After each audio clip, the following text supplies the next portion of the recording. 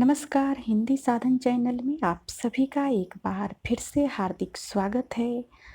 आज के इस वीडियो में लाल पान की बेगम कहानी को हम देखेंगे। इस कहानी के लेखक हैं फणीश्वर नाथ रेणु। तो चले सबसे पहले हम कहानी के पात्रों से परिचित होते हैं, उसके बाद कहानी के सारांश को देखेंगे।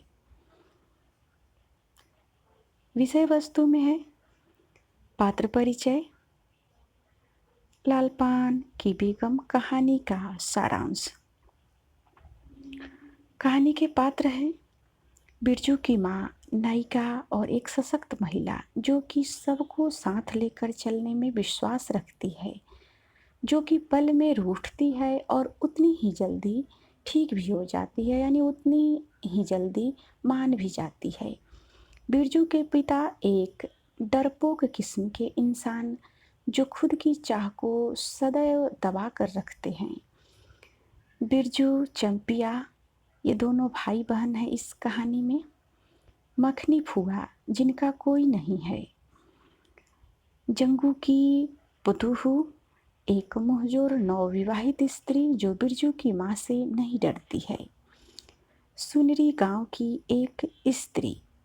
तो ये कहानी के प्रमुख पात्र थे। अब हम कहानी से देखते हैं।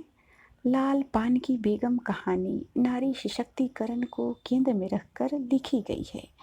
इस कहानी के माध्यम से रेणु जी ने नारी के स्वाभिमान और आत्मसम्मान के चाह को जग जाहिर किया है।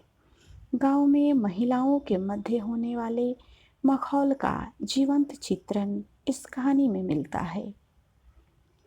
पति पत्नी के रिश्तों के मध्य खटी मिट्ठी नोक-झोंक, रूठना और पल में मन जाना, ग्रामीण जीवन में मेलों और नाच का महत्व दिखाया गया है। इस प्रकार से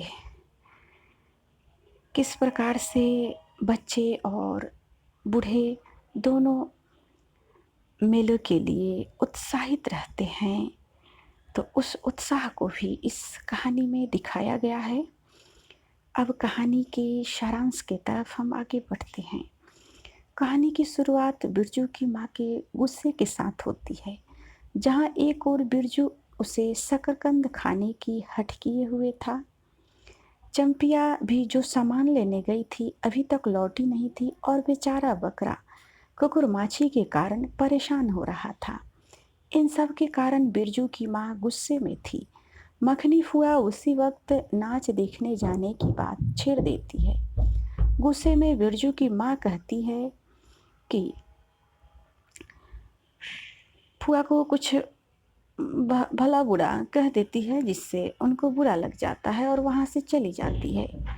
पनभरनियों के बीच मखनी फुआ बिरजू की माँ की बातों का जिक्र करती है। 8 दिन पहले ही बिरजू की माँ ने सबसे कहा था कि बिरजू के बप्पा ने कहा है कि बैलगाड़ी पर बिठाकर बलरामपुर का नाच दिखा लाऊंगा। इसीलिए मखनी फुआ बिरजू की माँ से नाच देखने चलने के बारे में पूछा था। लेकिन बिरजू की माँ ने गुस्से में जो जवाब दिया उससे मखनी फुआ को बुरा लगा। चंपिया के घर अभी तक न लौटने के कारण बेहद गुस्से में तिल मिलाती हुई चंपिया पर क्रोधित हो रही है। यह सुनकर पास से गुजरती जंगू की बहू ने कहा,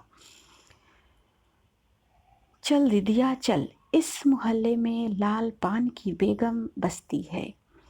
नहीं जानती, दोपहर दिन और चौपहर रात बिजली की तरह भक भक जलती है। बिरजू की माँ के बारे में 3 वर्ष पहले ही एक कहानी गढ़कर फैलाई गई थी। चंपिया की माँ के आंगन में रात भर बिजली बत्ती भुक भुकाती थी। चंपिया की माँ के आंगन में नाक वाले जूते की छाप घोड़े की टाप की तरह जलो जलो और जलो। चंपिया की माँ के आंगन में चांदी जैसे पाट सूखते देखकर जलने वाली सब औरतें खलिहान पर सलोनी धान के बोझों को देखकर बैगन का भरता हो जाएगी। चंपिया की माँ ने उससे ट्यूशन की लड़कियों से दूर रहने को कहा है। बिरजू के बप्पा को ओरी टोला में किसी ने गाड़ी नहीं दी थी, तो वह मालदहिया टोला के मियाँ जान की गाड़ी लेने जा रहे थे। यह संदेश चंपिया के द्वारा उन्होंने भिजवाया था। गाड़ी न मिलने के कारण बिरजू की माँ उसके बप्पा से नाराज होकर सब काम छोड़कर सोने चली जाती है। ये सुनकर चंपिया की आंखों में आंसू आ गए और 1 वर्ष पहले की बात याद आती है, जो उसकी माँ कहा करती थी कि बलरामपुर के नाच के दिन मीठी रोटी बनेगी, चंपिया छीट की साड़ी पहनेगी, बिरजू पैंट पहनेगा और बैलगाड़ी पर चढ़कर वे लोग नाच देखने जाएंगे। बिरजू का मन भी बहुत उदास हो चुका था। उसने अपने मन में इमली पर रहने वाले जीन बाबा को एक बैगन कबूला।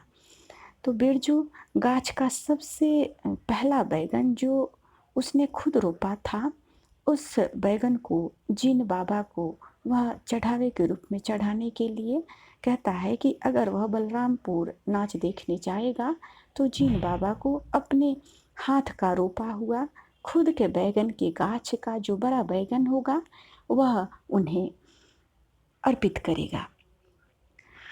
अब कहानी आगे की तरफ मोड़ लेती है। सर्वे के समय बिरजू के पिता को 5 बीघा जमीन हासिल हुई थी। उससे सभी गांव वाले को जलन होती है और इस पर दौरान बाबू साहब की धमकी भी सहनी पड़ती है उसके, कि उससे कोई बात भी नहीं करता। यह सब चंपिया की माँ सोचती है। बिरजू की माँ को उस दिन की बात का बहुत गुस्सा आ रहा था कि बिरजू के पिता ने जिस दिन बैलगाड़ी से नाच दिखाने का वादा किया था, गांव की औरतों के मजाक का पात्र अब बनना पड़ेगा, ऐसा बिरजू की माँ सोचने लगती है। तभी बिरजू के पिता बैलगाड़ी लेकर आ जाते हैं। बिरजू की माँ की नाराजगी दूर हो जाती है। बिरजू और चंपिया भी बहुत खुश हो जाते हैं। मखनी फुआ को घर की पहरेदारी करने को रखकर सज धज कर गाड़ी से नाच देखने चले जाते हैं। गाड़ी में जगह होने के कारण बिरजू की माँ ने जंगू की बहू को भी साथ लेते चलने के लिए गाड़ी को रुकवाई। जंगू की बहू, लरेना की पत्नी और राधे की बेटी सुनरी तीनों को साथ गाड़ी में बिठा चल पड़ते हैं। फिर बिरजू की माँ ने चंपिया को बायोस्कोप के गीत गाने को कहा। चंपिया के साथ साथ जंगी की बहू भी धीरे धीरे गुनगुनाने लगी। गीत का बोल कुछ इस प्रकार था, चंदा की चांदनी। तो यहाँ पर चंपिया के साथ साथ जो जंगू की बहू थी वो भी ये गीत गा रही है गुनगुनाते हुए। बैलगाड़ी में बैठ के वे लोग जा रहे हैं। बिरजू के माँ के मन में जंगी के बहू के प्रति जो खटास थी वो ख़त्म हो गई और मन ही मन कहने लगी कि जंगू की बहू की तारीफ करने लगी, कितनी प्यारी बहू है। सच तो कहा है कि लाल पान की बेगम यह कोई बुरी बात नहीं। वो खुद ही सोचने लगती है कि वही लाल पान की बेगम है और अपने पहनावे लाल साड़ी की तरफ एक नज़र डाली और अपने चेहरे की तरफ भी। बिरजू की माँ के मन में अब कोई भी लालसा शेष नहीं बची और वो सोने लगी। तो आज के इस वीडियो में इतना ही। मिलते हैं अगले वीडियो में। तब तक के लिए वीडियो देखने के लिए सभी को बहुत बहुत धन्यवाद। अगर आपने अभी तक हिंदी साधन चैनल को सब्सक्राइब नहीं किया है तो सबसे पहले इस चैनल को सब्सक्राइब कर ले ताकि आने वाला हर नोटिफिकेशन सबसे पहले आपको मिले।